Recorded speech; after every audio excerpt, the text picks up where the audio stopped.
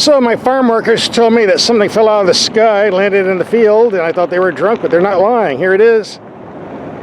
What is this, spacecraft, a Russian missile from Mars? I was trying to get some ID on it, but it's too hot. It's still smoking. Kind of hard to get close. It almost landed on our truck.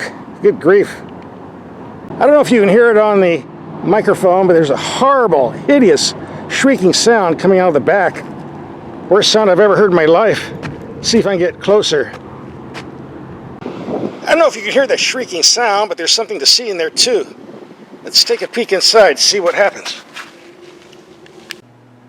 I'm going to stick my flashlight through the entry point here, and there's that noise again. It sounds like some type of cackling hyena. Good grief, what type of creature do we have in here to make a noise like that?